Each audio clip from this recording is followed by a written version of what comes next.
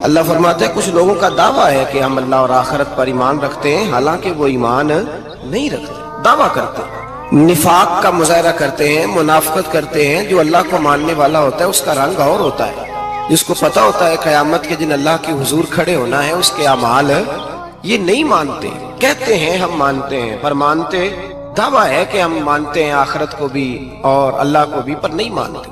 قیامت قائم ہونا ضروری ہے، اگر وقوع قیامت نہ ہو تو ظالم کی تو موجیں لگ گئیں، جابر تو موج کرے گا، فاسق اور فاجر تو کہیں گے دنیا میں بھی ہم اپنے اقتدار کے زور پر جیتے رہے، آج بھی ہمیں پوچھنے والا کوئی نہیں۔ عقلاً نقلاً قیامت کا قائم ہونا ضروری ہے۔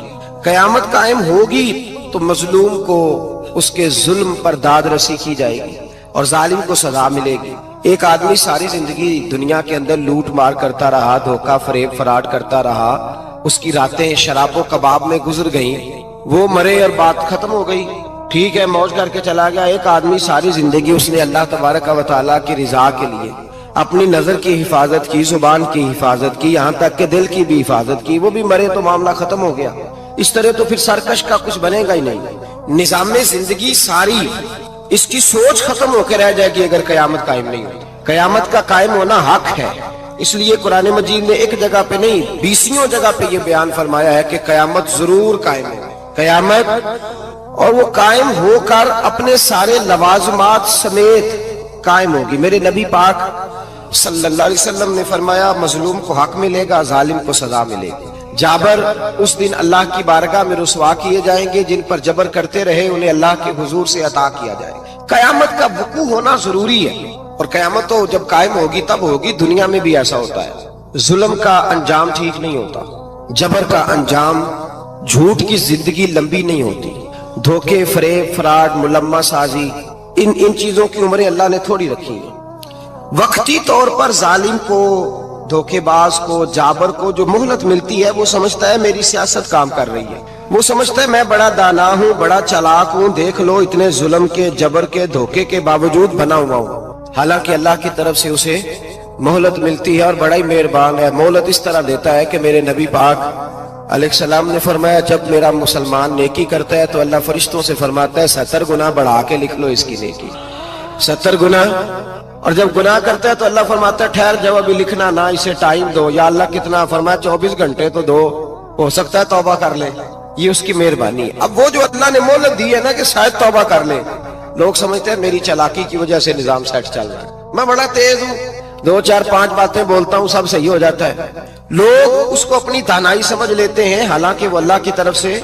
فرعون نے کئی 100 سال حکومت کی اور اس طرح اس نے ظلم کیے کہ لاکھوں اور ہزاروں بچے قتل ہی کرا دیے، 12,000 عورتوں کے پیٹ میں حمل تھا اس نے ضائع کرا دیا۔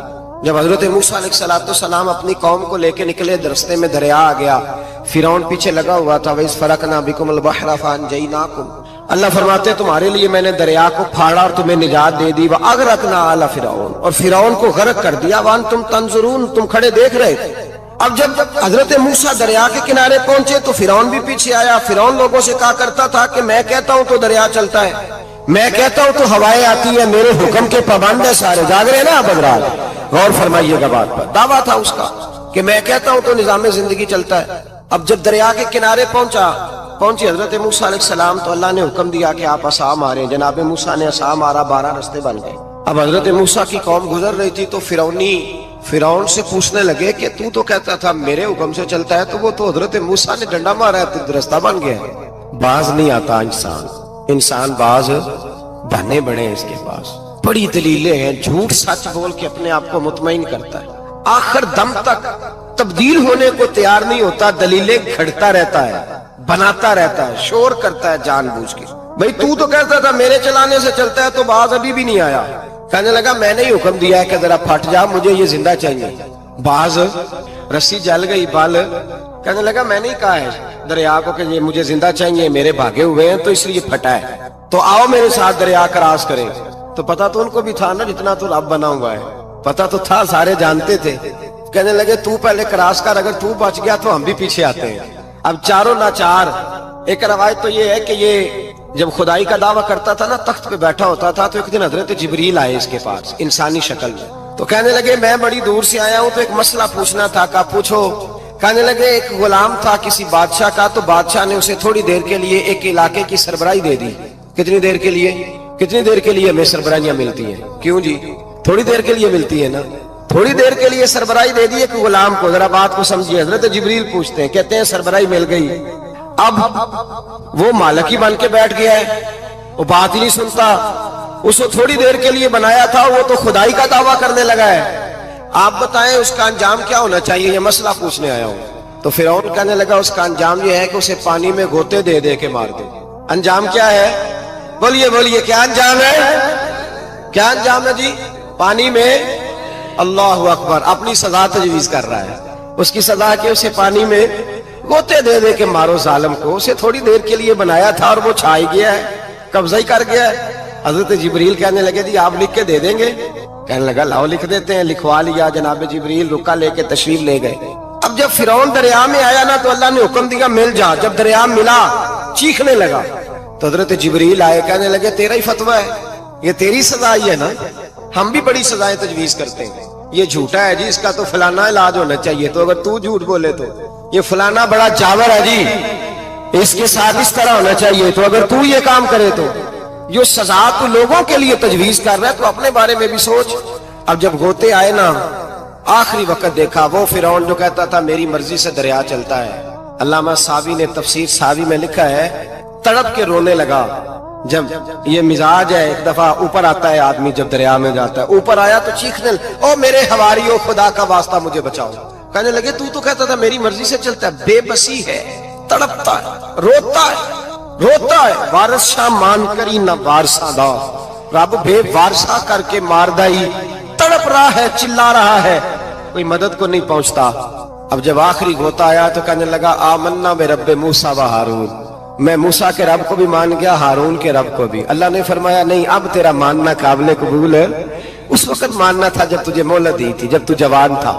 بڑھاپا آتا ہے, بیماری آتی ہے, جوان آدمی بیماری کا شکار ہوتا ہے تو کہتا ہے یا اللہ ایک دفعہ صحیح کر دے, میں ساری پڑھا کروں گا. ایک دفعہ ٹھیک کر دے, میں مسجد میں رہوں گا, میں اگلے سال اعتکاف بھی کروں گا, میں ساری تراویحیں پڑھوں گا. تو اس وقت پڑھنی تھی جب تجھے مہلت دی تھی, اس وقت پڑھنا تھا جب اللہ نے تجھے آسانی دی, زندگی دی. اگلا وقت یہ حال ایک کا نہیں ہوا. نمرود کو دیکھ لیں, حضرت ابراہیم علیہ السلام کو کہتا تھا میں رب ہوں. آپ نے فرمایا رب تو وہ ہے جو زندہ کرتا اور مارتا ہے. ایک موت کا قیدی بلایا, کہنے لگا ہاں بھائی کتنے دن رہ گئے تھے پھانسی میں؟ کہنے لگا جی پرسوں ہونی تھی. کہا جا تجھے آزاد کیا, لو میں بھی زندگی دیتا ہوں. ایک بے گناہ آدمی کو پکڑ کے قتل کر دیا, کہتا میں بھی مارتا ہوں. حضرت ابراہیم علیہ السلام کہنے لگے تو بیوقوفوں جیسی دلیلیں دے رہا ہے. چل اس طرح کر, میرا رب سورج مشرق سے نکالتا ہے, تو اگر رب ہے تو مغرب سے نکال کے دکھا. اب دلیل کا جواب کوئی نہیں تھا تو کہنے لگا پکڑو اور آگ میں ڈال دو. اللہ کے نبی کو آگ میں ڈالنے والا. یہاں ایک مچھر بیٹھا ہے, 400 سال حکومت کی اور خدائی کا دعویٰ کیا. یہاں مچھر بیٹھا تھا, چھینک آئی تو مچھر اندر چلا گیا. پہلے دربار کا ادب یہ تھا کہ جو آئے سجدہ کرے. اب اس کے سر پہ کوئی چیز مارتا تھا تو اسے سکون ہوتا تھا, مچھر تھوڑی دیر کے لیے اس کا دماغ چھوڑتا تھا. او بھائی یہ اس دھرتی پہ اللہ نے لوگوں کو نظارے دکھائے اور ہمیں سمجھانے کے لیے دکھائے, ہمیں تفکر کی, غور کی دعوت دی کہ دیکھ لینا, اپنے عمل کو پرکھنا. تمہارے عمل حضرت موسیٰ کے فرما برداروں جیسے ہیں, جناب ابراہیم کے فرما برداروں جیسے ہیں, یا بن کے بیٹھ گئے ہو؟ اب دربار کا ادب یہ ہے, بے بسی کا یہ حال ہے کہ جوتے لٹکتے ہیں دربار میں, جو آتا ہے جوتا کھینچتا ہے. اور ادب یہ ہے کہ 10 جوتے نمرود کے سر پہ مارو, اور 400 سال جوتے لگتے رہے. روتا تھا, جو آدمی آتا تھا منتیں کرتا تھا, کہتا تھا کہیں سے کوئی دوائی مل جائے گی. پاگلوں جیسی زندگی گزاری, پاگلوں جیسی سخت. وہ تو حساب, وقوع قیامت تو حساب ہوگا ہی. یہاں لوگ پاگل ہو کے مرتے ہیں, معذاللہ نفسیاتی مریض ہو کے مرتے ہیں. یہاں آخری وقت اتنا سخت آتا ہے کہ دنیا موت کی دعائیں مانگتی ہے. میرے بھائی جب انسان ظلم کرتا ہے تو بھول جاتا ہے کہ شاید مجھے پوچھے گا کوئی نہیں. جب وہ زیادتی کرتا ہے تو بھول جاتا ہے. جب وہ کسی کا حق کھاتا ہے تو وہ کہتا ہے شاید اس کا تو وارث ہی کوئی نہیں جس کو میں لوٹ رہا ہوں. لیکن جب اللہ کی پکڑ آتی ہے, حجاج بن یوسف ظالم تھا, اس نے اچھے کام بھی کیے تھے. قرآن پاک پر زیر زبر آراب حجاج بن یوسف نے لگوایا. محمد بن قاسم کو ہندوستان سندھ کے علاقے فتح کرنے بھی حجاج بن یوسف نے بھیجا تھا. ساری خوبیاں اپنی جگہ پر, ظالم بہت بڑا تھا. کسی آدمی نے اس کے سامنے کونے کی طرف منہ کر کے ساتھ والے سے بات کر لی تو کہنے لگا میرے خلاف کیا، اس کو لے جاؤ 2 ٹکڑے کر کے واپس لے آؤ۔ توتی بولتا ہے نا اقتدار، جب کسی کے ہاتھ اقتدار ہوتا ہے نا، وہ چاہے ایک گھر کا ہی کیوں نہ ہو، وہ 10 بندے فیکٹری میں کام کرتے اور جو ان کا مالک ہوتا ہے وہ کہتا میں مالک ہوں، مجھے مانو۔ جب تو صاحب اقتدار ہوتا ہے نا، جب تو سسر بن کے بیٹھتا ہے اور کسی غریب گھر کی بہو آتی ہے 2-4 تو کہتا ہے میرا اقتدار ہونا چاہیے، جب میں کھانسنے لگوں تو ہر آدمی کے ہاتھ میں ٹشو پیپر ہونا چاہیے، جب میں بولنے لگوں تو بندے ہوئے ہاتھوں سے ہر آدمی جی جی کرتا ہوا کھڑا ہونا چاہیے۔ جس آدمی کا، اور یہ کام بہو بھی کرتی ہے کئی دفعہ، وہ بھی کہتی ہے کہ تمہیں پتا نہیں میں کتنا لمبا چوڑا جہیز لے کے آئی ہوں، جب میں سونے کے لیے اپنے بیڈ روم میں جاؤں تو خبردار بوڑھے بابے کو اجازت نہیں کہ وہ کھانسے، اماں کو چاہیے کہ اگر اس کو بڑی سخت پیاس بھی لگی ہے تو میرے سوتے سوتے باورچی خانے میں برتن نہ کھٹکھٹائے۔ جو جہاں بھی جس اسٹیج پہ بھی بیٹھتا ہے وہ کہتا ہے کوئی نہیں مجھے پوچھنے والا، میں مطلق العنان ہوں۔ جوان بوڑھوں کا مذاق اڑاتے ہیں، سمجھتے ہیں شاید کبھی بوڑھے نہیں ہونا، مذاق اڑاتے ہیں۔ تندرست لوگ بیماروں کا مذاق اڑاتے ہیں، شاید کبھی بیمار نہیں ہونا۔ حجاج بن یوسف ظالم تھا، ظلم کرتا تھا، زیادتی کرتا تھا۔ حضرت سعید بن جبیر ایک تابعی بزرگ تھے، اتنے بڑے بزرگ تھے کہ ساری رات نماز پڑھتے تھے، سارا سال روزہ رکھتے تھے۔ ایک دن انہوں نے ممبر پہ بیٹھ کے کہا کہ حجاج ظلم سے باز آ جائے ورنہ اللہ کی لاٹھی بڑی بے آواز ہے۔ اللہ کی لاٹھی، اس کا کیا مطلب ہوتا ہے؟ اس کا مطلب ہے جب رب کی لاٹھی چلتی ہے تو اس کی آواز، جی اس کا پہلے کوئی پیغام، وہ پہلے اعلان نہیں کرتا کہ تگڑے ہو جاؤ لاٹھی چلنے لگی ہے، لاٹھی چلتی ہے پر اس کی آواز، سمجھ آ رہی ہے میری بات کی؟ جمعۃ الوداع کے لیے تشریف لانے والے احباب خاص غور فرمائیے گا۔ حجاج بن یوسف کو پتا چلا کہ حضرت سعید بن جبیر نے میرے خلاف بات کی، بلا لیا، کہنے لگا تو نے میرے خلاف بات کی؟ فرمانے لگے کی ہے۔ کہنے لگا تجھے پتا ہے میں قتل کر دوں گا؟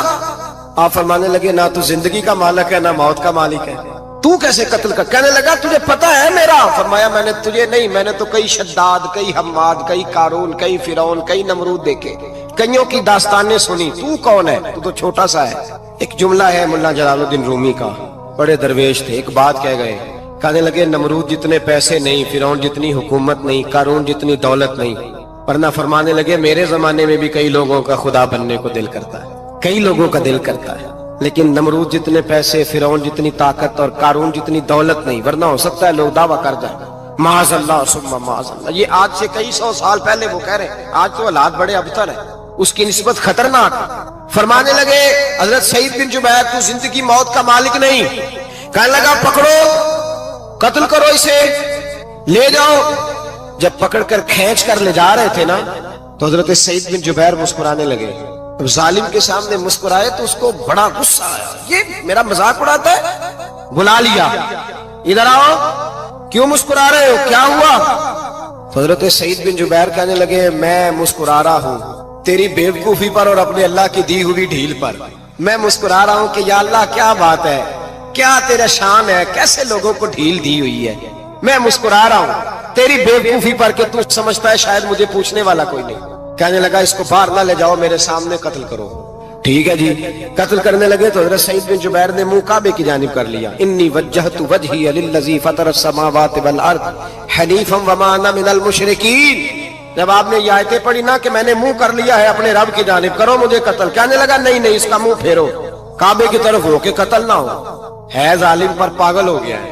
حضرت سعید بن جبیر کے حوصلے نے شکست دے دی، ناکام ہو گیا، مخبوط الحواس ہو، کہنے لگا اس کا منہ پھیر دو۔ جب کعبے سے پھیرا تو آپ فرمانے لگے للہ المشرق والمغرب فانما تولى فثم وجه اللہ۔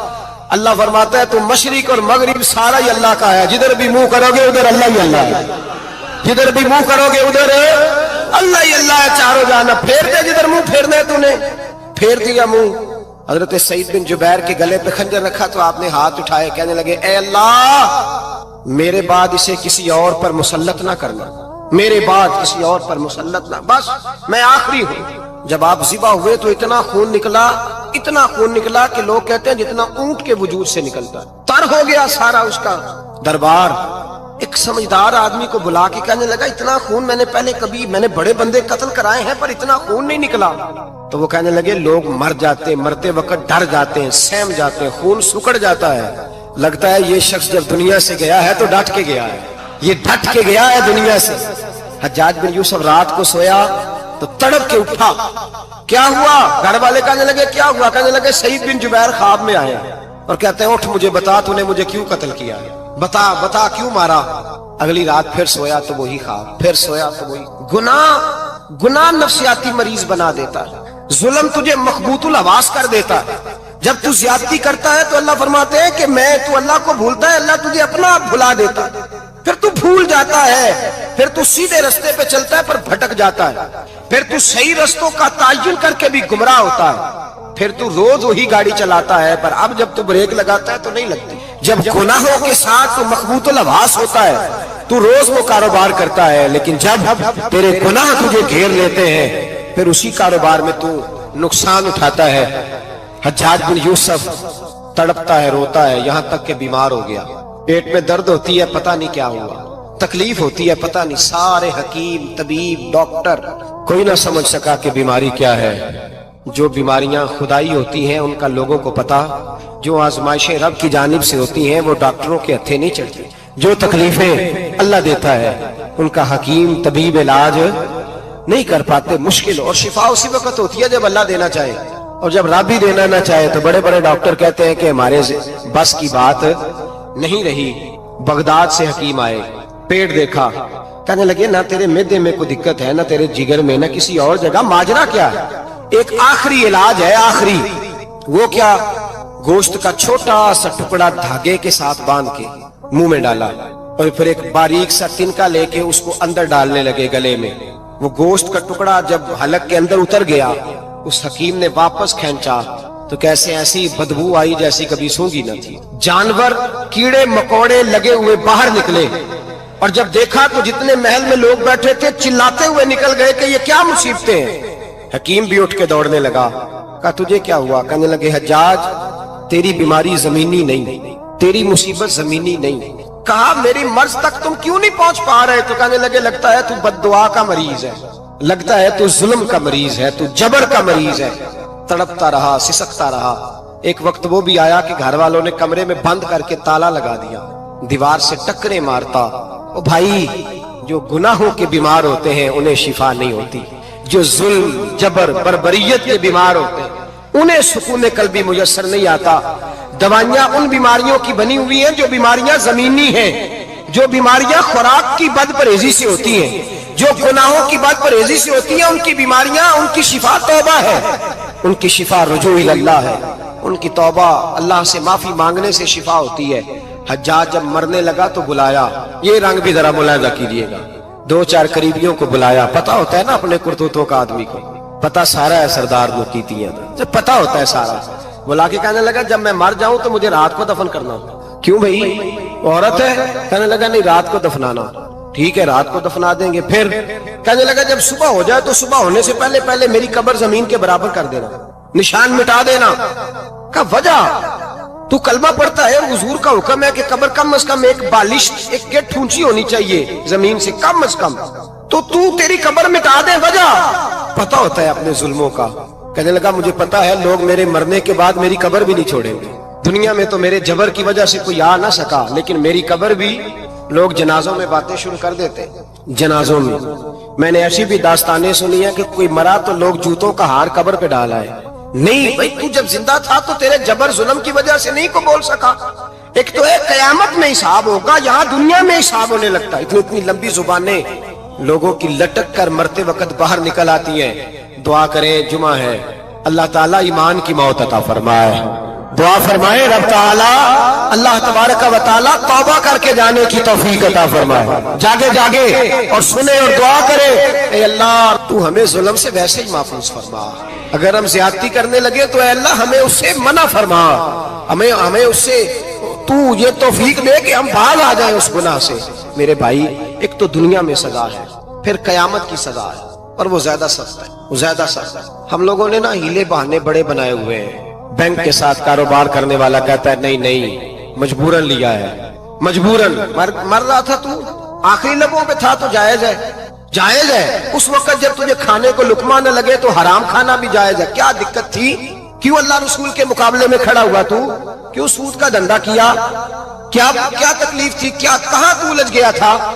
ہم جان بوجھ کے اپنے لیے جہنم کٹھی کرتے ہیں، پھر کہتے ہیں سکون نہیں زندگی میں. کہاں سکون آئے گا؟ کیسے آئے گا؟ ہم نے خود آگ لگائی ہے چمن میں اپنے. جو قیامت کی سزا ہے، میرے نبی پاک علیہ السلام نے فرمایا رب تمہیں سامنے کھڑا کرے گا. اور کس طرح کھڑا کرے گا؟ فرمایا لوگوں کے وجود سے کپڑے اتر جائیں گے، زمین اس طرح دہکے گی جس طرح تانبا زمین پہ رکھا جائے اور آگ جلائی جائے. تانبا دیکھا آپ لوگوں نے؟ یہ بھی گرمی گزری ہے نا، تو فرش پر جب سورج پڑتا تھا تو ننگے پاؤں چلا نہیں جاتا تھا. صحیح کہہ رہا ہوں؟ ننگے پاؤں، بچے کا پیر زمین پہ لگتا تو چیخ اٹھتے ہیں، کہتے ہیں وہ جل گیا پیر. حالانکہ یہ فرش دنیا کے. اور اگر تانبے کے اندر خاصیت ہے کہ اگر کوئی دھات جلدی اور زیادہ گرم ہوتی ہے تو وہ تانبا ہے. میرے نبی نے مثال دی تو اس کی دی جو سخت تھا، فرمایا تانبے کی طرح زمین تپائی جائے گی اور پھر ننگے پاؤں رب تمہیں کھڑا کرے گا. آج سورج کی پشت تمہاری جانب ہے، قیامت میں منہ تمہاری جانب ہوگا. نیزہ آپ نے دیکھا ہوگا، نیزہ ہوتا تھا. فرمایا یہ جو تم نیزے دیکھتے ہو صرف سوا نیزے کے برابر سورج قریب آ جائے گا اور پھر اللہ تمہیں سامنے کھڑا کر کے تم سے سوال جواب کرے گا. اور حضور نے کہہ دیا ہے تو اب کسی نعت خواں کے کہنے سے بات بدل سکتی، کسی پیر کے کہنے سے جملہ بدل سکتا، کسی خطیب کے کہنے سے فکر نہ کرنا وہ سامنے جنت پڑی ہے. اب بات بدل سکتی. خدا کی رحمت پر بھروسہ رکھنا ضروری ہے، نبی پاک کی شفاعت کی امید رکھنا. بولیے. لیکن جو حضور نے بیان کیا ہے اس کو ماننا بھی یہ بھی ضروری ہے. میرے نبی پاک نے فرمایا اللہ تم سے حساب لے گا اور اللہ پوچھے گا، تم نے جواب دینا ہے. حضور کس کس شے کا؟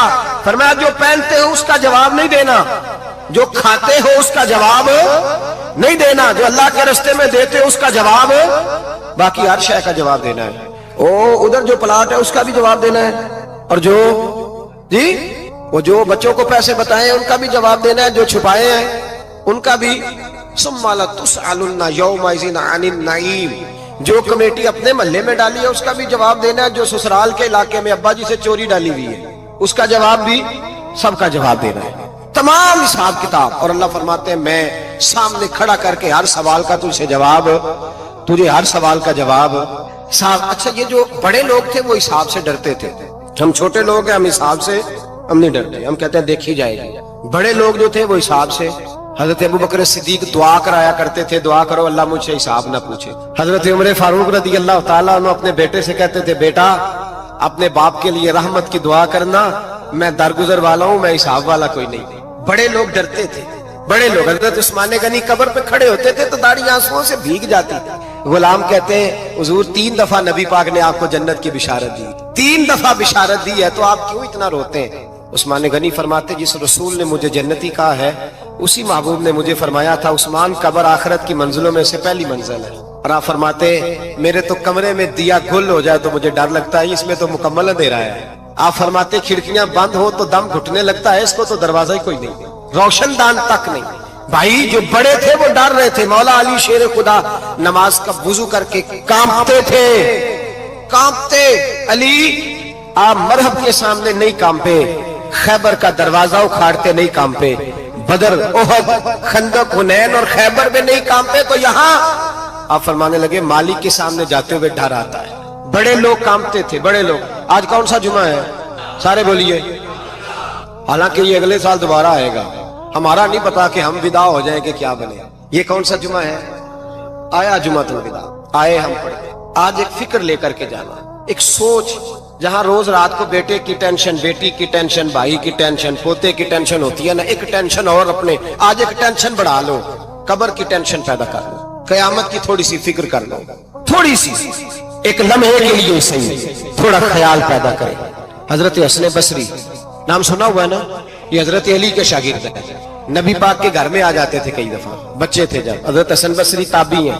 فرماتے خانہ کعبہ میں عمرہ کرنے گیا، طواف کعبہ کر رہا تھا تو بڑا عجیب منظر ہوا، رات کی تنہائی ہوئی. اس وقت کئی دفعہ طواف بند بھی ہوتا تھا، اس لیے کہ رش کم ہوتا تھا تو رات کو سب سو جاتا. کہتے رات ذرا گہری ہوئی تو لوگ اپنا اپنا خیمہ لے کے جاتے تھے. اب تو ہوٹل ہے نا تو خیمے لگتے تھے، لوگ خیمہ لے کے جاتے تھے، جہاں جگہ ملتی تھی خیمہ لگا کے رہتے تھے. فرماتے میں رات کو سویا خیمے میں، ایک دردناک آواز آئی، میٹھی ہے دھیمی ہے پر درد بڑا ہے. کوئی رونے والا رو کے کہتا ہے اللہ حساب قیامت میں مجھ سے نہ لینا، اے اللہ تنہائی میں جتنا مرضی حساب لینا پر لوگوں کے سامنے نہ لینا. اور پھر کہتا ہے اللہ फजल तो तब करे जब तू मेरा हिसाब पूछे ही ना। फिर चंद मिनट गुजरे तो फिर वो रोने लगा। मेरे कानों में आवाज आई, कहने लगा अल्लाह हिसाब तो उनका लिया जाता है जो हिसाब के काबिल होते हैं। आला हजरत कहते हैं ना, रजा से तू क्या हिसाब लेगा, रजा भी किसी हिसाब में है। अल्लाह मैं काबिल नहीं, मुझसे हिसाब ना लेना। कहते थोड़ी देर गुजरी तो फिर वो रोने लगा। फिर जरा सांस संभले तो फिर कहने लगा अल्लाह मैं तो लोगों को कोई बंदा हिसाब पूछ ले तो नहीं दे सकता, मैं तुझे कैसे हिसाब दूंगा। फिर तड़पने लगा। कहते थोड़ी देर गुजरी तो फिर एक लफ्ज उन्होंने कहे, रोने वाले ने, कहने लगे अल्लाह देख तेरे महबूब का फरमान है जो माफी मांगे तो उसे माफ कर दिया करता है। ऐ अल्लाह मैं माफी मांगने आया हूँ और मस्जिद नहीं आया, मैं काबातुल्लाह ही आ गया हूँ। कहते हैं वो इतना रोए कि चीख आई उनकी, और जब धड़ाम से कोई जमीन पे गिरा तो मैं परेशान हुआ कि अब तो बेहोश हो गया। फरमाते हैं मैं जोर से उठा फटाफट और उस शख्स की तरफ बढ़ा। मेरे दिल में ख्याल है कोई गुनाहगार है बेचारा, तो चलो मैं भी दुआ करता हूँ, इसको कहता हूँ बेटे फिक्र न कर, अल्लाह तेरी मदद करेगा। फरमाते मैं गया इस नीयत के साथ कि मैं कहूंगा चलो उठो तुम भी दुआ करो, मैं भी करता हूँ, अल्लाह हमसे हिसाब ना पूछे। कहते मैं गया तो वो शख्सियत बेहोश पड़ी थी, काले स्याह बाल उनके चेहरे पे बिखरे हुए थे। कहते लोगों जब मैंने जुल्फे हटाई चेहरे से तो मेरा वजूद कांपने लगा आसमान टूट पड़ेगा, जमीन फट जाएगी, सितारे बिखर जाएंगे, आज बह जाएंगे समुंदर। फरमाते मेरी चीखें निकल गई। ये कोई गुनाहगार तो नहीं, ये तो हजरत फातिमा के पोते इमाम ज़ैनुल आबिदीन है, ये तो इमाम हुसैन का वो बेटा है जो करबला में तन्हा बचे थे। फरमाते मैं इमाम का चेहरा देखा तो भाग के आया और मैंने अपनी दाढ़ी उनके पैरों के साथ मस की और मैंने कहा हुजूर उठिए। इमाम उठे तो मैंने कहा शहजादे तेरे तो इशारे से अल्लाह कई गुनाहगारों को बख्शेगा, तेरी तो दुआ से अल्लाह बख्शेगा, ये क्या कर रहे हो। तो इमाम ज़ैनुल आबिदीन कहने लगे हसन बसरी इधर आ यार, इधर आओ बुजुर्गो, मेरे दादा के पास रहने वाले हो, मैंने ना आज ही सुना है कि उसका अजाब बड़ा सख्त है, आओ मेरे लिए दुआ करो, अल्लाह पाक मुझसे हिसाब ना पूछे। का हुजूर ना करें। अब फरमाने लगे तुझे नहीं पता कुछ चीजें ऐसी हैं कि रब ने अगर हिसाब पूछा तो मैं वाकई जवाब नहीं दे पाऊंगा, चल कर मेरे लिए दुआ। कहते मैंने हाथ बांधे हुजूर मैं नहीं करता, उठा कह। फरमाते मैंने हाथ उठाए, मैंने कहा अल्लाह तेरे रसूल का शहजादा है, ये तेरे रसूल का शहजादा है, ये कह रहा है तो फजल कर। ओ भाई जो बड़े थे वो तो तड़पते थे, सिसकते थे। बू अली हीती कहते खाना काबा में पत्थर पे सर रगड़ रगड़ के कोई बूढ़ा कह रहा था ऐ अल्लाह अव्वल तो हिसाब ना लेना और अगर लेना तो मुझे अंधा करके उठाना, मैं तेरे नेक बंदों के सामने शर्मिंदा नहीं। इकबाल रो पड़े। इकबाल कुछ लोगों ने लिखा है ये आखिरी रुबाई है डॉक्टर इकबाल की, आखिरी, इसके बाद शायद उसने कलाम ने कुछ सीरत निगारों का ख्याल है। इकबाल मदीने की तरफ मुंह करके कहने लगे तू गनी अजहर दो आलम मन फकीर, अल्लाह तू गनी है मैं तो फकीर हूँ, रोज मक्शर उज्र हाय मन पजीर। ए अल्लाह अव्वल तो मेरा कोई उज्र कबूल कर लेना मक्शर के दिन, और अगर ना करना हुआ अगर तुम्ही बीनम हिसाबम ना गुजीर, अगर जरूर ही मेरा हिसाब लेना है ए अल्लाह, अगर तूने जरूर लेना है ए अल्लाह, अगर जरूर ही लेना हिसाब, अव्वल तो मेरा उज्र मान लेना, मेरी कमजोरी पे रहम करना ए अल्लाह, मेरे बुढ़ापे पर मेरी कमजोरी पर रहम करना, अगर जरूर हिसाब लेना है अज निगाहे मुस्तफा पिन्हा बगीर, तो ऐ अल्लाह जरा हुजूर की निगाहों से ओझल करके लेना। ऐ अल्लाह मुझे शर्म आएगी। मेरे मुस्तफा करीम फरमाएंगे मैं तो तुझे हर बात समझा के आया, एक जगह तेरी रहनुमाई करके आया, तू कैसे अमल कमा, जरा ओझल करके अज निगाहे मुस्तफा पिन्हा बगीर, जरा हुजूर की आंखों से ओझल करके साइड पे करके लेना, मैं बर्दाश्त नहीं कर पाऊंगा। हजरत वो अली इती कहते हैं बाबे ने सर रखा हुआ है और कहते अल्लाह मुझे अंधा करके उठाना। फरमाते मैं गया, मैंने कहा चलो मैं दुआ करता हूँ जाके। फरमाते जब मैंने जाके बुजुर्गों की कमर पे हाथ रखा, उनका चेहरा देखा तो ये कोई गुनाहगार तो नहीं, ये तो बगदाद के पीर अब्दुल कादिर जिलानी है, ये तो महबूब सुभानी गौ से समदानी है, ये तो वो शख्स है जो कदम लगाए तो अल्लाह विलायत अता करता है। जो बड़े थे वो डर रहे थे। मोइनुल मिल्लत वद्दीन अताए रसूल हिंदुल वली गरीब नवाज हजरत ख्वाजा मोइनुद्दीन अजमेरी रहमतुल्लाह अलैह, ख्वाजा कुतुबुद्दीन बख्तियार काकी को तन्हाई में बुला के कहने लगे मोइनुद्दीन सैयद ज़ादा है, मोइनुद्दीन हुजूर के खानदान में पैदा हुआ है। मोइनुद्दीन से इसके पीर को बड़ी उम्मीदें थी। मोइनुद्दीन को रसूल पाक ने हिंदुस्तान भेजा था, पर कुतुबुद्दीन यार मोइनुद्दीन तबलीग का हक नहीं अदा कर सका। हजरत ख्वाजा कुतुबुद्दीन कहने लगे हुजूर 90 लाख तो मुसलमान कर दिए, और क्या हक था? फरमाया नहीं, जब तू तहज्जुद की नमाज पढ़े ना बेटा, अपने लिए दुआ मांगना तो खुदा से कहना मौला मेरे पीर की कोताहियां माफ कर। वो जिस एजाज का था वो काम नहीं कर सकता। जो बड़े थे उनकी तो बातें बड़ी थी। ये जो हम छोटे आए हैं ना नए, टिकटें देते फिरते हैं, टिकटें। बेनमाजी जाहिल अनपढ़ पीर टिकटें बांटता है लोगों को, तू भी बख्शा है, तू भी बख्शा है। वो 90 लाख लोगों को राय हक पर लगा के भी कहते थे नहीं, हक तो ये है कि हक अदा ना हुआ, हक तो ये है कि हक कोई शाही पल्ले नहीं। डटा हुआ खड़ा है मुसलमान, डटा हुआ। ये हिसाब सुने। किसी ने हजरत अबू हुरैरा से कहा कि कोई ऐसी हदीस सुनाओ जो आपको भी बड़ी महबूब हो।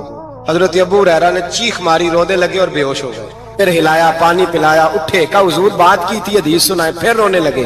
हमें तो नहीं ना रोना आता, हमें तो तब आता है जब बेटा बात ना माने, हमें तो तब आता है जब कारोबार में नुकसान हो जाए, हमें तो तब रोना आता है जब हमारा कोई दोस्त हमारे बारे में गलत बात कर दे, बेइज्जती दुनिया की हो जाए। हजरत अबू हुरैरा 3 दफा होश आया, 3 दफा रोए और कहने लगे अजीजो ये वो वाली हदीस है कि मैं सोचता भी हूं तो मैं तड़प उठता हूं। कहा कौन सी हदीस? तो हजरत अबू हुरैरा कहने लगे मैंने नबी पाक से सुना है कयामत में सबसे पहले उलमा का हिसाब होगा, सबसे पहले उलमा का। रब करीम फरमाएगा तुम्हारी दीन के नाम पर बड़ी मौजें थी, तुम्हारे बड़े पोस्टर छपते थे, लाइनें बना के लोग तुम्हारे हाथ चूमते थे, लोग तुम्हारी घड़ी को भी चूमना अपने लिए सादत समझते थे। बताओ मेरे रसूल के नाम पर खाने वालों क्या करके आए हो? अमल बताओ, अमल। मौज बड़ी की ना तुमने, बताओ अमल। उलमा आलिम अर्ज करेगा अल्लाह मैं जगह जगह तेरे रसूल के दीन की बात करता था, मैं कुरान के दर्स देता था, मैं रातें बेदार रह के तैयारियां करता था, मैं जो बन सका किया। रब फरमाएगा नहीं, तूने तो इसलिए किया था कि लोग तुझे पीर साहब कहें, मौलाना साहब कहें, तेरे नारे लगाए तो लगे नहीं फिर तेरे नारे, फिर लोगों ने लंबे लंबे अलकाबात पुकारे नहीं तेरे। हुजूर सैयद आलम अलैहिस्सलाम फरमाते पहला हिसाब उसका लेगा जो आलिम कहलाता था। रब पूछेगा तुझे ताकत दी, हिम्मत दी, बोलने की सलाहियत दी, अपने फजल से दी, बता क्या कमा के आया है। हजरत अबू हुरैरा रोते हैं, कहते हैं मैं भी तो हदीसें सुनाता हूं, मैं भी तो आलिम हूं, मेरे पीछे भी तो लोग भागते हैं। लोगों बताओ अगर अल्लाह ने अबू हुरैरा से पूछा तो क्या जवाब देगा? अल्लाह फरमाएगा उलमा के लिए बुखारी मुस्लिम है, इन्हें उठाओ और जहन्नम में डाल दो। इमाम गजाली फरमाते हैं अगर किसी आलिम को सजा मिली तो सबसे सख्त आलिम को मिलेगी। दुआ फरमाए अल्लाह मेरे जैसे लोगों को हिदायत का रास्ता अता फरमाए, और जो कहते हैं समझते हैं अल्लाह उस पर अमल की तौफीक अता फरमाए। फरमाया हजरत अबू हुरैरा ने दूसरे नंबर पर सखी अल्लाह की बारगाह में खड़ा किया जाए, मालदार। रब फरमाएगा बोल कुछ ऐसे भी थे जिनके पास शाम की रोटी नहीं थी, तुझे मैंने तेरी तिजोरी भर के तुझे दौलत अता की, तुझे विरासत में मैंने मुरब्बे दिए, जायदादें दी। बता वो कुछ वो थे सवेरे मजदूरी करने जाते थे, कमा के लाते थे, हजारों रुपया तेरी बैंक में पड़ा था, बता क्या किया तूने? ऐ अल्लाह मैंने मस्जिद में दिए, मदरसे में दिए, 30 दिन इफ्तारियां पकाता रहा। अल्लाह फरमाएगा तू झूठ बोलता है, तू सारा कुछ इसलिए करता था कि लोग तुझे सखी कहे। हाँ हाँ तेरा ऐलान हुआ मस्जिद में, लोगों ने कहा वो देखो कितने पैसे दे रहा है, इसका वो देखो नाम लिखा हुआ है अस्पताल के एक कोने में कि ये वाला ब्लॉक फलां सेठ साहब ने बनाया, ये देखो लिखा हुआ है कि ये कमरा मदरसे का इसने बनाया, तो लिख दिया गया, नारे लग गए, अब जा दौड़ जा। अल्लाह जहन्नम में फेंक देगा। फरमाया फिर शहीद खड़ा किया जाएगा। हाँ भाई तुझे ताकत दी, हिम्मत दी, बता कहां खर्च की, कहां? ए अल्लाह शहीद ही हो गया। फरमाया वो तो इसलिए हुआ था कि लोग तुझे शहीद कहें, बहादुर कहें, तेरे नाम पे रोड का नाम रखा जाए, तमगाए हुस्ने कारकर्दगी मिले सो मिल गया। मेरे लिए बता क्या करके आया है मेरे लिए, इसे उठाओ और जहन्नम में फेंक दो। भाइयों अजाब कड़ा है, अजाब सख्त है, हिसाब सख्त है, और जो हिसाब लेने वाला है उसको। मैं ना तरावी हो रही थी तो कारी साहब ने एक सूरह यासीन शुरू की, वमताजुल यौमा अय्युहल मुजरिम। अल्लाह फरमाता है क़यामत में मैं कहूंगा मुजरिम जो है ना वो सफों से बाहर आ जाए, सफों से बाहर आ जाए। एक हमारे फिजिक्स के टीचर होते थे तो बड़ी सख्त छड़ी मारते थे, तो जब वो कद भी बड़ा था, जलाल भी बड़ा था और उसूल बड़े अच्छे इंसान थे लेकिन सख्त थे, तो मुझे याद आता था कि जब वो सवेरे आके कहते थे जिसने काम नहीं लिखा वो बाहर निकल आए। दो किस्म की चोट लगती थी। एक तो ख्याल ये आता था कि शर्मिंदगी बड़ी होगी कि सारे स्टूडेंट बैठे हैं और 2 3 4 उनको कहा वहां मुर्गे बन जाओ, बड़ी शर्म आती थी। और फिर जब वो मारते थे तो इतना सख्त मारते थे कि कई दिन तकलीफ रहती थी, बताया नहीं जाता था। वो स्टूडेंट बताते थे कि यार इससे बचो किसी भी तरीके, और किसी का काम रह भी जाता था, कहते थे इस पीरियड की ड्यूटी सबक याद करके आना है। सख्त टीचर के बारे में तेरा मेरा ये रवैया है। तो याद आ रहा था जब वो कह रहे थे ना वम ताजुल यौम अय्युहल मुजरिमून, तो मैं सफ में खड़ा था तो 2 कतरे मेरे बह गए आंसू के। मुझे साथ बच्चा कहने लगा तबीयत ठीक है? मैंने कहा तबीयत तो ठीक है, कुछ याद आ गया है कि मैदान महशर में यहाँ तो छुपे हुए है ना ऐब, छुपे हुए। और भाई रब बड़ा करीम है, ऐबों के बावजूद नवाजता है। मेरा दावा यह है अगर हमारे ऐब खुल जाएं, लोग हमें धरती पे जीने ना दें, लोग जीने ना दें, निकाल दें, अपने भी हमें बर्दाश्त ना करे, ये तो उसका करम है। पता सारा है सरदार नु कीतियां दा, पर्दा चपाया ही तेरा भला होसी। वम ताजुल यौम अय्युहल मुजरिमून। अल्लाह फरमाएगा मुजरिम बाहर आ जाए। या अल्लाह क्या होगा जब सवाल जवाब होंगे तो रब फरमाते हैं तेरी जुबान पे मोहर लगा के बंद कर दूंगा, तेरे हाथ बोलेंगे, पैर बोलेंगे, सर बोलेगा, पेट बोलेगा। उस वक्त की फिक्र पैदा करें, टेंशन पैदा करें। वकूए कयामत हक है। और बांध के ना लोग पैर बांध के जोर के साथ बांधते। सगा बेटा जब कब्र में दफन करता है ना तो वो भी कहता है वो कोना, ये कोना थोड़ा सा मिट्टी कम है, यहां भी मिट्टी डालो। पहले लोग रोजाना जाते हैं, फिर हफ्ते के बाद, फिर महीनों बीत जाते हैं। कुछ कब्रें ऐसी भी हैं जिन पे खड़े हों तो लगता है कब्रें रो रही हैं और कहती हैं जाओ मेरे घर वालों से जाके कहो कोई फेरा ही लगा जाए। तो एक दफा आए तो सही, कोई मट्टी नहीं डालता। बादशाहों की कब्रें रोती हैं, सरमायादारों की कब्रें रोती हैं, कोई जाता नहीं। इतने इतने मोटे सुराख है कब्रों में, आप अपने शहर के कब्रिस्तान फिर के देख ले, सुराख है। ओ भाई हजरत मौला अली शेर खुदा कब्रिस्तान गए तो पहले रोने लगे, फिर कहने लगे कब्रों वालों क्या हाल है तुम्हारा? तो आप फरमाते हैं मुर्दा मुझे अंदर से बोल के कहने लगा अली कफन फट गया, हड्डियां टूट गई, माल तो दे आए थे वारसों को पर हिसाब हमें देना पड़ रहा है, तू बता पीछे क्या हालात है?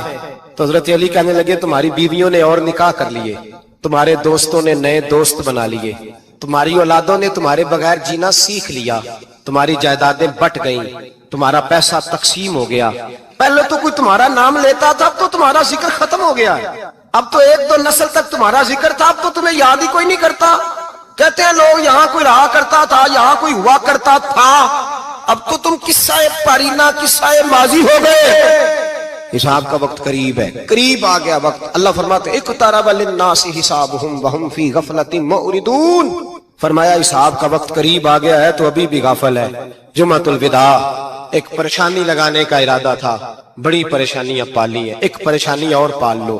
जिसको ये परेशानी लग जाए उसकी अमल समरने लग जाता है। ये परेशानी पाल लो कि अगर मुझे हिसाब देना पड़े। हजरत उमर का फरमान, आप फरमाया करते थे अपना हिसाब खुद कर लो, कबल इसके कि अल्लाह तुम्हारा हिसाब करे। खुद कर लो अपना हिसाब, खुद खाते ठीक करके रखो, चेक करके रखो। मेरी दुआ है अल्लाह पाक हमें उनमें शामिल करे जिनको वो माफ करने वाला है। नहीं जानते ये तो कयामत में राज खुलेगा ये किस शान वाला आदमी। हजरत अब्दुल्ला इब्ने मसूद रदी अल्लाह ताला के हजरत उबई बिन काब की शान क्या है, वो किस पाए के कारी कुरान है।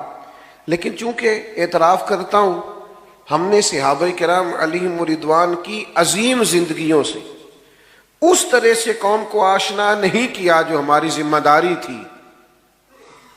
मैं आपको सच बताऊं, जिंदगी संवारने के लिए, रहमदिली पैदा करने के लिए, माल और दौलत इसका हकीकी मसरफ क्या है ये समझने के लिए, मखलूक खुदा के साथ एक मोमिन का रवैया क्या होना चाहिए, इसको समझने के लिए और जिंदगी को कैसे समेट के रखना है, اپنے آپ کو کیسے بچا کے رکھنا ہے، کس خوبصورتی کے ساتھ محتاط انداز میں قدم آگے بڑھانا ہے، یہ اگر کسی نے سیکھنا ہے تو سیدنا صدیق اکبر سے سیکھے۔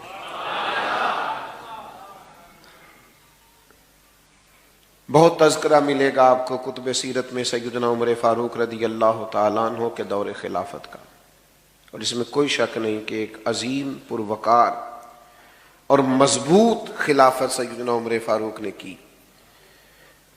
اسلامی حدود کو 24 لاکھ مربع میل تک پھیلا دیا، بہت ساری فتوحات ہوئیں، لیکن آپ کبھی تاریخ کے ورق الٹ کر دیکھیے، آپ کو پتہ چلے گا کہ یہ جو مضبوط خلافت حضرت عمر نے کر کے دکھائی ہے نا، یہ مضبوط خلافت انہیں دی سیدنا صدیق اکبر نے۔ وہ جو فتنے سر اٹھا رہے تھے ان کا سر وقت پہ کچل دیا، جو پیچیدگیاں پیدا ہو رہی تھیں وہ ساری وقت پر سیدنا ابوبکر صدیق نے ختم کر دی، ایک بہترین نظام خلافت بنا کر جناب عمر کو دیا۔ اب انہوں نے چلانا تھا، انہوں نے بھی کمال کر کے چلایا۔ کچھ چیزوں میں بڑے ہی رسیلے تھے، سجیلے تھے سیدنا صدیق اکبر، بڑے سمجھدار تھے، معاملہ فہم تھے، چیزوں کو سمجھتے تھے۔ ایک تو لوگوں کا خیال ہے مال کمانا فن ہے، لوگ سائیڈ بزنس کرتے ہیں، دیکھتے ہیں کون کامیاب چل رہا ہے، اس سے جا کے گزارش کرتے ہیں کہ یار مجھے بھی شامل کر لیں، پھر دیکھتے ہیں آج کل کون سا کاروبار ٹھیک ہے، اس کاروبار میں شامل ہو جاتے ہیں۔ لوگوں کا خیال ہے پیسے کمانا فن ہے، لیکن بزرگ فرماتے ہیں کہ کمانا بھی فن ہے پر خرچ کرنا اس سے بڑا فن ہے، یعنی کہاں لگانا ہے، کس ترتیب سے لگانا ہے، بندہ کنجوسی سے بھی بچے اور اسراف بھی نہ ہو، اور وہ مال کو صحیح جگہ پہ خرچ کرنے میں کامیاب ہو جائے، یہ بھی فن۔ اور یہ بھی یاد رکھیے گا کہ آپ نے محنت سے کمایا ہے، آپ کے پاس حلال کا ہے، جائز ہے، ایک ایک روپیہ جائز ہے، پھر بھی مالک آپ نہیں، کیونکہ مالک ہوتے تو حساب تو نہ دینا پڑتا، مالکوں نے کبھی حساب نہیں دیا، لیکن یہ جو ہمارے پاس ہے ثم لتسألن یومئذ عن النعیم، ایک ایک نعمت کا سوال ہوگا۔ اور صحیح بخاری میں موجود ہے، حضور فرماتے ہیں قیامت میں اللہ یہ بھی پوچھے گا کمایا کہاں سے تھا اور یہ کہاں کیا تھا، چونکہ ہم مالک حقیقی کمانے، میں نے کہا جائز طریقے سے کمانے کے بعد بھی ہم اس کے حقیقی مالک، چونکہ مالک اللہ ہے تو اللہ کی رضا کے مطابق خرچ کرنا پڑے گا۔ حضرت صدیق اکبر کا کمال یہ ہے کہ کمال طریقے سے کمایا، پر اس طرح خرچ کیا کہ خرچ کر کے اللہ کو بھی راضی کر لیا، اللہ کے رسول کو بھی راضی کر لیا۔ یہ بڑا کمال ہے۔ یہاں علماء تشریف فرما ہے، حضور کی خدمت میں ایک صحابی نے کہا تھا میں سارا ہی اللہ کی راہ میں مال خرچ کرنا چاہتا ہوں، تو نبی کریم نے منع کر دیا، میرے بچے کسی اور کی طرف دیکھتے رہے، سارا مال اللہ کے راستے میں خرچ کرنے سے منع۔ حضرت ثابت بن قیس نے بھی کہا تو حضور نے منع کیا، حضرت کعب بن مالک نے بھی توبہ قبول ہونے پہ کہا تو حضور نے منع فرمایا، حضرت ابو لبابہ نے توبہ قبول ہونے پہ عرض کی حضور سارا خرچ کرنا ہے۔ چلیں جن کا مطالعہ زیادہ ہے وہ شاید کچھ اور نام بھی پیش کر سکیں، نبی کریم صلی اللہ تعالی علیہ وسلم نے کل مال، ایک موقع پہ حضرت سعد بن ابی وقاص نے بھی کہا تو فرمایا چوتھا حصہ دو، باقی اپنے بچوں کے لیے چھوڑ دو، وہ بعد میں کسی کے سامنے ہاتھ پھیلائیں تو یہ درست نہیں ہے۔ حضور سارا قبول نہیں فرماتے، منع فرما دیتے، قربان جائیں، یہ صدیق اکبر ہے، یہ اس طرح سے سارا لائے ہیں کہ کپڑے بھی اتار کے لے آئے، یہ سارا ہی لے آئے۔ باقیوں کے لیے قاعدہ یہ تھا کہ آپ چوتھا حصہ لائیے، 3 حصے گھر میں رکھیے، سارا نہ لائیے، قبول نہیں کیا جائے گا۔ لیکن یہ صدیق اکبر ہیں، لائے بھی سارا ہے، قبول بھی سارا ہی ہو گیا ہے۔ لٹایا راہ حق میں گھر کئی بار، 1-2 بار نہیں، لٹایا راہ حق میں گھر کئی بار، اس محبت سے کہ لٹ لٹ کر حسن گھر بن گیا صدیق اکبر کا۔ کئی ہزار دینار تھے گھر میں پڑے ہوئے، اور ہجرت کے لیے حضور کے ساتھ جانا ہے، تو ذرا انتظام کرنا دیکھیے۔ اپنے بیٹے سے کہا کہ سارا دن کفار کی باتوں پر نظر رکھنا، شام میں غار ثور میں آ کے بتانا۔ یہ انتظامات دیکھیے، یہ ہجرت ہو رہی ہے، یہ بظاہر ایمرجنسی ہے، یہ مشکل حالات ہیں۔ اس طرح کی مشکلات میں اس طرح کی ایمرجنسی میں اس طرح کے انتظامات نہیں ہوتے۔ بیٹے سے کہا سارا دن خبر رکھنا اور رات کو آ کے غور ثور میں اطلاع دینا۔ غلام سے کہا کہ سارا دن بکریاں سائیڈوں پہ چرانا، شام ہو جائے تو ذرا غار کے قریب لے آنا، حضور کو تازہ دودھ ملنا چاہیے۔ بیٹی سے کہا کہ بیٹا شام ہو جائے، حاجی نا وہ چلے جاتے ہیں، کئی انتظامات کرتے ہیں، صبح 2-3 پانی کی بوتلیں ساتھ لیں اور ذرا جلدی جلدی گئے دھوپ نکلنے سے پہلے، اور جب غار ثور سے واپس آتے ہیں تو پھر وہ اپنی کرامات بھی سناتے ہیں کہ میں پہنچ گیا اور میں اتنے منٹ میں گیا اور میں اتنی جلدی۔ چلے اچھی بات ہے، آپ سنائیے، کوئی حرج نہیں۔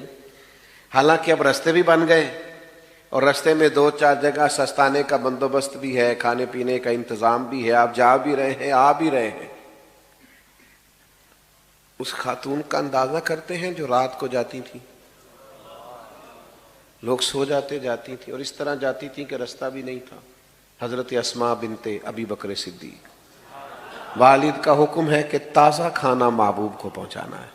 یہ بندوبست دیکھیے، کئی ہزار دینار گھر میں موجود تھے جب ہجرت کے لیے جا رہے، وہ سارے ساتھ لے لیے۔ لٹایا راہ حق میں گھر کئی بار، وہ سارے لے لیے، اور والد نابینا ہے۔ جناب اسماء سے کہا کہ چھوٹے چھوٹے روڑے ڈال کے اوپر اس کے بوریا ڈال دینا، اور اگر والد پوچھے زیادہ پیسے تو نہیں لے گئے تو ان کا ہاتھ لگوا دینا، انہیں محسوس ہو کہ رقم یہی ہے۔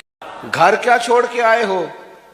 تو جواب تو یہ تھا نا کہ سارا لے آیا ہوں، لیکن حضرت صدیق اکبر صوفی ہے نا، عرض کرنے لگے حضور گھر اللہ چھوڑ آیا ہوں، اللہ کا رسول چھوڑ آیا ہوں، بھرا ہوا ہے گھر میرا، بھرا ہوا گھر، اللہ اور اس کا رسول موجود ہے، رب رسول کا نام ہمارے پاس موجود ہے۔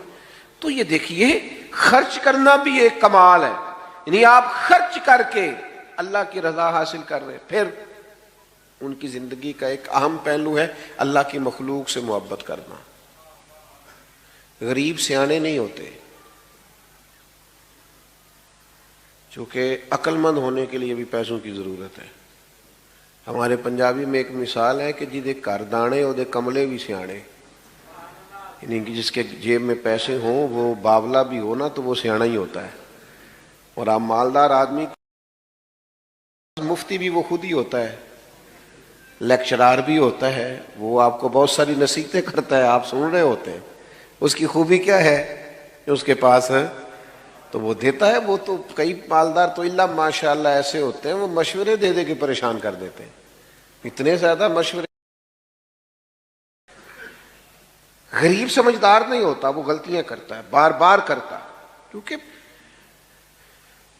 میری غربت نے کیا مجھ کو زمانے میں بدنام، وہ تیری دولت ہے جس نے تیرے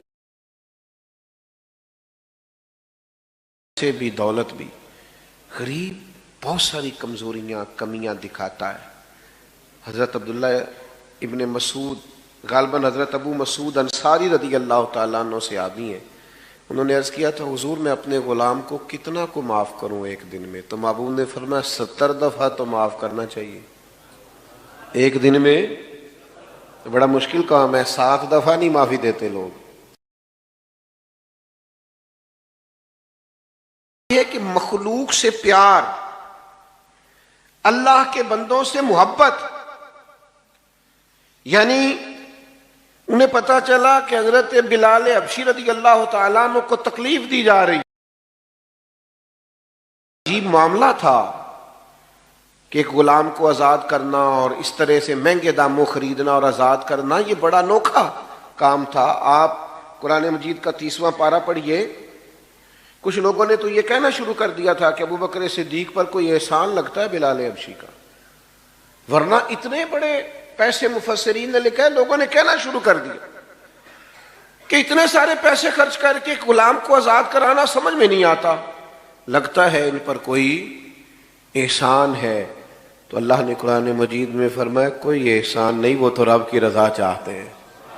بھائی مخلوق سے محبت محض اللہ کی رضا کے لیے، محض اللہ کی رضا کے لیے۔ آپ کے والد نے آپ سے کہا بھی، اور صرف حضرت بلال حبشی کو نہیں خریدا، کئی غلاموں کو خریدا، والد نے کہا بھی کہ بلال آپ کچھ ایسے لوگوں کو خریدیں جو بعد میں آپ کا احسان مانتے ہوئے آپ کے کام بھی آئیں۔ تو حضرت صدیق اکبر نے کہا میں جو کر رہا ہوں رب کی رضا کے لیے کر رہا ہوں۔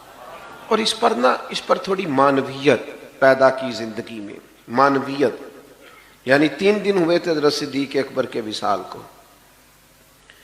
حضرت عمر فاروق رضی اللہ تعالیٰ عنہ امیر المومنین بنے، تو حضرت عمر فرماتے ہیں 3 دن ہوئے تھے ابھی ان کے وصال کو، تو 2-3 بچیاں چھوٹی چھوٹی روتی ہوئی آئیں اور مجھ سے آن کر کے کہنے لگی کہ آپ خلیفہ بنے ہیں۔ میں نے کہا ہاں میری ڈیوٹی لگی ہے۔ تو کہنے لگی چلیے پھر عصر کے بعد ابو بکر صدیق ہمارے گھر آیا کرتے تھے۔ تو حضرت عمر فرمانے لگے میں نے ان سے کہا بیٹا آپ کے گھر کس لیے؟ تو وہ کہنے لگی کہ ہمارا نا بھائی کوئی نہیں اور ہم یتیم ہیں، والد بھی انتقال کر گئے، ہمارے گھر میں کچھ بکریاں ہیں۔ جناب صدیق اکبر روز آتے تھے اور بکریوں کا دودھ دھو کے ہمیں دے جاتے تھے، کچھ پی لیتی تھیں، کچھ بیچ کے گزارا کر لیتی تھی۔ 3 دن ہو گئے ان کے وصال کو، میری بہنیں اور میری اماں روتی ہیں، بکریوں کا دودھ کون دھوئے گا؟ پتہ چلا ہے آپ امیر المومنین بنے ہیں تو چلیں گے؟ تو حضرت عمر فاروق اٹھے اور داڑھی مبارک پر آنسوؤں کے قطرے گرنے لگے، فرمانے لگے بیٹا مجھے تمہارے گھر کا نہیں پتا، تم آگے آگے چلو میں پیچھے پیچھے چلتا ہوں۔ ابھی گلی سے گزر ہی رہے تھے کہ ایک صحابی ملے، کہا امیر المومنین کہاں جا رہے ہیں روتے ہوئے؟ تو جناب سیدنا عمر فرمانے لگے یار یہ ابو بکر صدیق میرے لیے رستہ ہی بڑا مشکل کر گئے، کتنا مشکل رستہ بنا گئے، جگر راہ وفا میں نقش ایسے چھوڑ آیا ہوں کہ جس منزل دیکھیے نا کس ترتیب سے مخلوق خدا کا پیار ہے کہ خاتون ہے اور گھر میں کام کاج کرنے والا کوئی نہیں، اور امیر المومنین جا کے جھاڑو دے رہے ہیں کسی کے گھر میں۔ لوگوں کو آج ملتا ہی نہیں کہ بھلا ہم خدمت کریں تو کہاں سے شروع کریں، وہ جھاڑو دے رہے ہیں، برتن دھو رہے ہیں، پانی بھر کے لا رہے ہیں، خدمت کر رہے ہیں۔ او بھائیو ان لوگوں سے رستے پوچھو، اپنے لیے اہداف کا تعین کرو۔ یہ کشادہ رستے دے رہے ہیں، غیر مبہم اور واضح رستے دے رہے ہیں، ہمیں بتا رہے ہیں کہ اس طرح کر کے آنا اللہ راضی ہو جائے گا، یہ رستہ ہے اس کے قرب کے پانے کا۔ لیکن اگر مزاج اس طرح کا ہوگا تو پھر بات آگے بڑھے گی۔ اگر طبیعت اس طرح کی ہو، کچھ لوگ ایسے ہوتے ہیں جو نیکی اور تقوی کا مزاج بنا لیتے ہیں، وہ کبھی کبھی نیکی نہیں کرتے، نیکی ان کے مزاج کا حصہ ہوتی ہے اور بڑی سہولت سے ان سے نیکی ہوتی ہے، وہ مزاج کے نیک ہوتے ہیں۔ ہمارے ہاں تو لوگ خود ہی طے کر لیتے ہیں جی نہیں میں دنیا دار ہوں۔ حضرت میں کیسے آپ کو بتاؤں، ہم دنیا دار لوگ ہیں۔ تو میں نے کہا دین میں تو کوئی دنیا داری نہیں، رزق حلال کمانا تو دین ہے۔ سچا تاجر تو قیامت کے دن نبیوں کے ساتھ ہوگا۔ آپ نے کس کو دنیا بنا لیا ہے؟ ہاں آپ بددیانتی نہ کیجیے، یہ دنیا داری ہے، جھوٹ نہ بولیے، یہ دنیا داری ہے، دھوکہ نہ دیجیے۔ یہ وہ چیزیں ہیں جو دنیا داری کے عرف میں آج کل غلط طریقہ اختیار کر کے کسی چیز کا حصول کرنا، یہ تو دنیا داری ہے۔ لیکن آپ سراپا نیکی بنیے، مزاج نیکی والا ہو، طبیعت نیکی والی ہو۔ نیکیاں تو ہر روز انسان کے پاس موجود ہوتی ہیں، دین نے تو ہر وقت خیر کرنے کا کہا ہے، نیکیوں میں ایک دوسرے سے سبقت لے جانے کا کہا ہے۔ مزاج نیکی کا ہو، طبیعت نیکی کی ہو، ارادہ نیکی کا ہو، حسن نیت کے ساتھ انسان آگے بڑھنا چاہتا ہو تو اس لیکن اگر ارادہ نہیں ہے، تو پھر ٹھیک ہے، لوگوں نے بعض نیکیاں بعض چیزیں اپنے حساب سے طے کر لی ہیں، وہ اپنے حساب سے نیکی کرتے رہتے ہیں، اپنی ترتیب کے حساب سے چلتے ہیں، ٹھیک ہے، آپ کیجئے اس کام کو، کوئی منع نہیں کرتا۔ اور بعض ایسی چیزوں کو بھی لوگ نیکی بناتے ہیں جس کو ترجیحاً بعد میں ہونا چاہیے تھا، اور ترجیح فرائض کو واجبات کو دینا چاہیے تھی، اپنے حساب سے لوگ نیکیوں کو طے کرتے ہیں۔ لیکن جن کا مزاج پرہیزگاری والا ہونا، یعنی حضور نے فرمایا، یہ دیکھیے گا ذرا، فرمایا جنازے میں شرکت کس کس نے کی ہے؟ تو حضرت صدیق اکبر عرض کرنے لگے، حضور آپ نے پوچھا ہے تو بتا دیتا ہوں، میں آج جنازے میں گیا تھا۔ بھئی آج مسکین کو کھانا کس کس نے کھلایا؟ یا رسول اللہ یہ توفیق بھی اللہ نے مجھے عطا کی ہے۔ حضور نے پوچھا آج نفلی روزہ کس کس نے رکھا ہے؟ تو حضرت صدیق اکبر عرض کرنے لگے، حضور آپ کے غلام کو اللہ نے توفیق عطا فرمائی۔ آپ بات کو سمجھیں، اس کے لیے وہ بہت سارے لوگ کہتے ہیں میں نیک بننا چاہتا ہوں، تو میں کہتا ہوں کہ یہ تو اللہ نے آپ کی فطرت میں رکھ دیا، نیکی کیا ہے؟ مجھے بتائیے، نماز فرض ہے، اس کے لیے پی ایچ ڈی کرنے کی ضرورت ہے؟ سب کو پتہ ہے فرض ہے۔ ماں باپ کے ساتھ نیکی کرنی ہے، اس کے لیے کیا ماسٹر کی ڈگری ہونا ضروری ہے؟ سب کو پتہ نہیں۔ حلال حرام کی طبیعت تو تمیز تو انسان کے مزاج میں ہوتی ہے، اس کے لیے آپ کا ایم فل کا اسکالر ہونا ضروری نہیں۔ آپ کو پتہ ہے میں جاب کر رہا ہوں، اس میں یہ چیز میرے لیے حلال ہے اور یہ میرے لیے پتہ ہوتا ہے کہ نہیں ہوتا؟ تو بھئی آنکھوں میں پٹھی باندھ لینا، جھوٹی تسلیاں دینا، اپنے آپ کو دیتے رہے، گزارا کرتے رہے۔ ہر آدمی نے اپنے آپ کو مطمئن کرنے کے لیے کوئی نہ کوئی دلیل رکھی ہوتی ہے، رکھیں، لیکن نیکی کا مزاج انسان کی فطرت میں شامل ہوتا ہے، وہ نیکی کرے۔ یا رسول اللہ میں نے نفلی روزہ بھی رکھا ہے، مسکین کو کھانا ہے، جنازہ بھی پڑھا ہے۔ تو بھائی جناب صدیق اکبر کی سیرت سے سیکھیے، مال کے خرچ کرنے کا کمال اپنی زندگی میں پیدا کیجیے، خرچ کرنے کا فن اپنی زندگی میں۔ مجھ سے ناراض نہ ہونا، ہمارے ہاں نا والدین پر خرچ کر کے بھی لوگ بتا رہے ہوتے ہیں کہ ابا جی کو آج میں نے کرایا، تو بھئی آپ کے ابا جی تھے، آپ نہیں کرانا تھا؟ بات سمجھ رہے ہیں؟ یہ بتانے والی بات ہے۔ ابا جی آپ کے ہیں تو کس نے کرانا تھا؟ نوجوان نے عرض کی، یا رسول اللہ مجھ سے میرے والد میرا مال مانگتے ہیں۔ تو شارحین حدیث نے لکھا ہے یہ وراثت کا مال نہیں تھا، اس کا اپنا کمایا ہوا۔ ابا جی مانگتے ہیں، تو حضور نے جواب کیا دیا؟ فرمایا تو بھی اپنے باپ کا ہے، تیرا مال بھی تیرے باپ کا ہے، مانگنے کی کیا بات ہوئی؟ تو خرچ کرنے کا فن زندگی میں سیکھیے کہ اگر آپ تھوڑا سا خرچ کر کے ماں باپ کو راضی کر سکتے ہیں، آپ اللہ کی مخلوق کی خدمت کر سکتے ہیں، تو اس فن کو سیکھیے، اس پر عمل کیجیے۔ اور دوسرا میرے عزیز، مخلوق خدا سے خدمت کیجیے تو اللہ کی رضا کے لیے۔ بندوں کے شکریہ کا مزاج ان کے لیے تو ظاہر ہے اور طرح کا لوگوں کا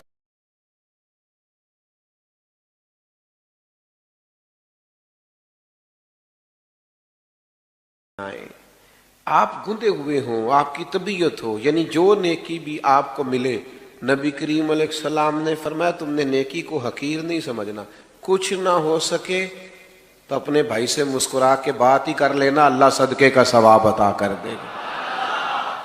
نیکیاں اکٹھی کرتے رہو تو صحابہ کی زندگیاں کشادہ رستوں کا پتہ دیتی ہیں، صاف ستھرے رستوں کا تعین ہے۔ یہ جو لوگ کہتے ہیں نا کہ ہم کدھر جائیں اور کس طرح چلیں، تو بھائی ادھر آؤ اور اس طرح چلو، جو رستہ ان لوگوں کا ہے، تیرے غلاموں کا نجات، تو کیا بھٹک سکے جو یہ سراغ لے کے چلے، اس رستے پہ چلیے، صحابہ اور اہل بیت کے طریقوں پر عمل کیجئے۔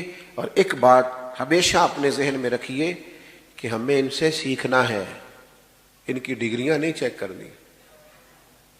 نہیں سمجھ آئی مسئلے کی؟ ٹیچر آیا نا کلاس میں پڑھانے کے لیے، بات ختم کرنے لگا تھا تو ایک بات ذہن میں آ گئی، میں نے کہا کر دوں۔ ٹیچر آئے نا، چلیں آپ سمجھ لیں کہ فرسٹ ایئر کی کلاس بیٹھی تھی، تو ٹیچر نے آ کے کہا اردو کی کتابیں نکالیے۔ تو اردو کے ٹیچر آئے تو اب ایک صاحب اٹھ کے پوچھیں ان سے کہ سر آپ پڑھانے کے لیے آئے ہیں تو آپ ایم اے اردو ہیں،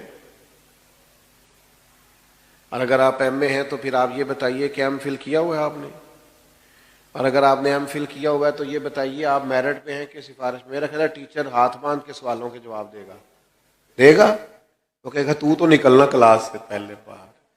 اللہ کے بندے، یہ مجھ سے پرنسپل سوال کرے تیرا حق نہیں بنتا، بات کی سمجھ آ رہی ہے؟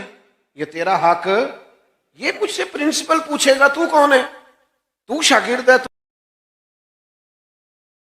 یہ پرنسپل سوال کرے تیرا حق نہیں بنتا، بات کی سمجھ آ رہی ہے؟